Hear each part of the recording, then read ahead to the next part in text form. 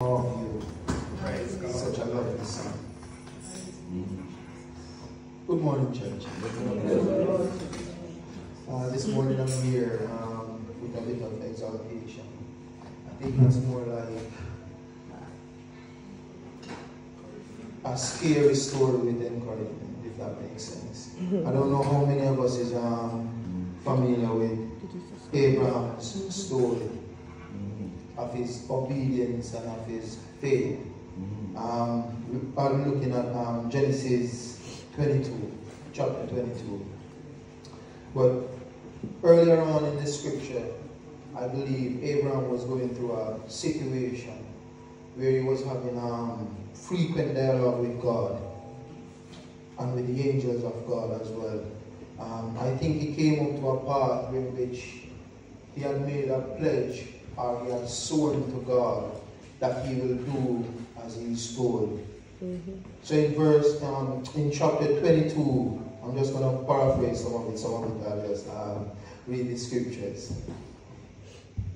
In chapter 22, it comes to a part where God requires something of him. God requires of him to give him an offering.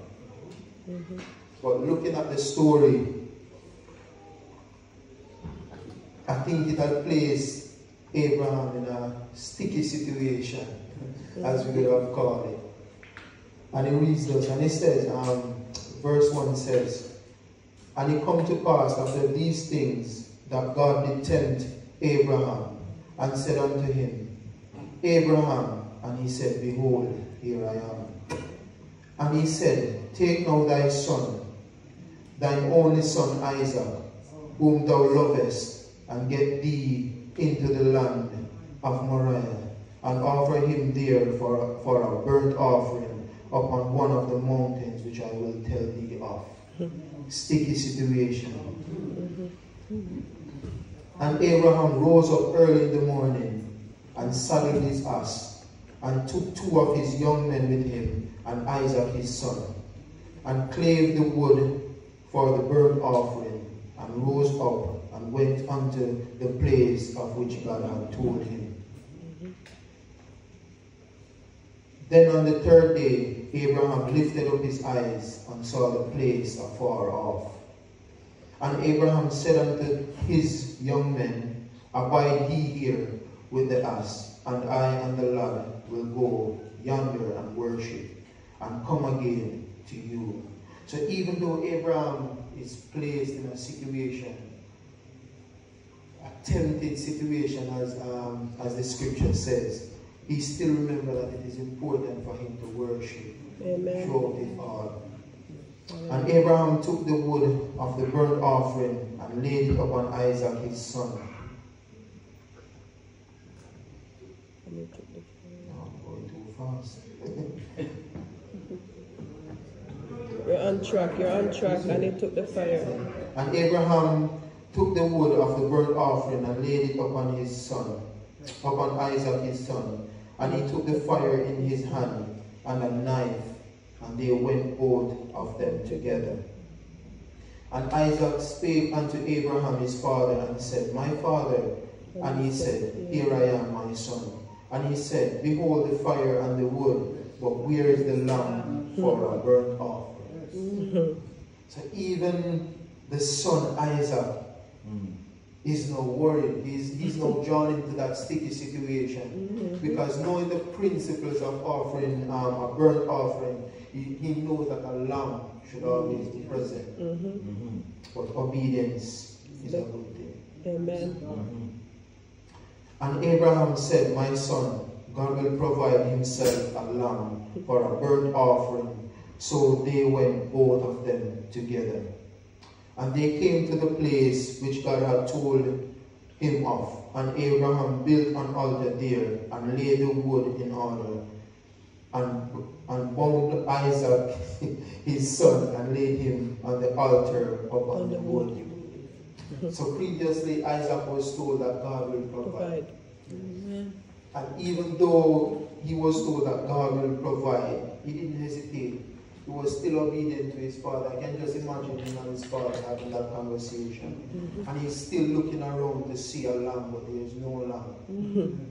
Imagine at that point when his father take him, I can just imagine he went willingly. Yes. And just lay there and allow for his father to bound him. That's obedience. Oftentimes I think that's what God is requiring from us.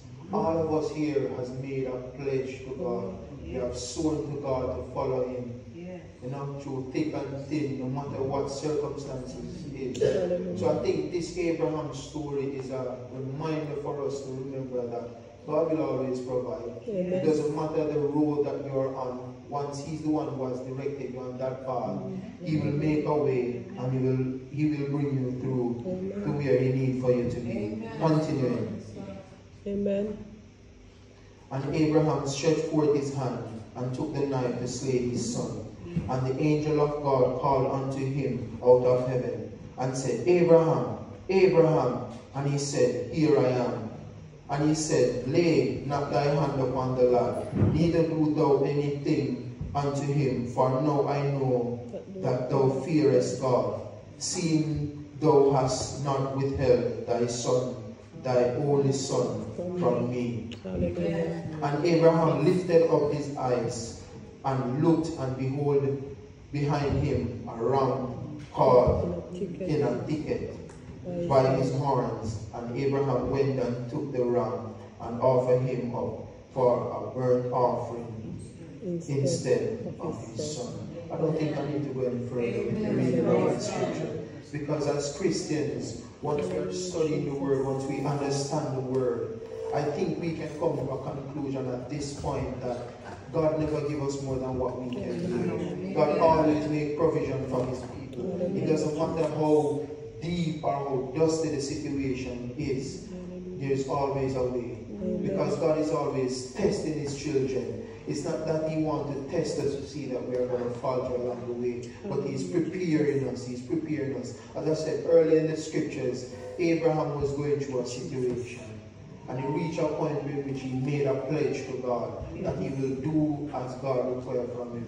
He didn't forget about that when God gave him what he desires in the first place. He remembered his word. And when God called upon him and said, listen, I need for you to go and give me an offering, your only son who you love. Because God knows that he loved his son dearly.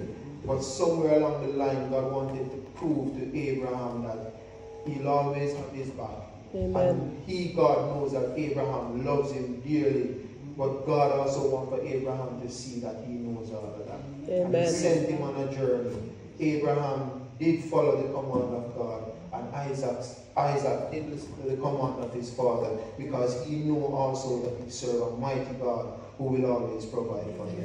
Amen. Amen.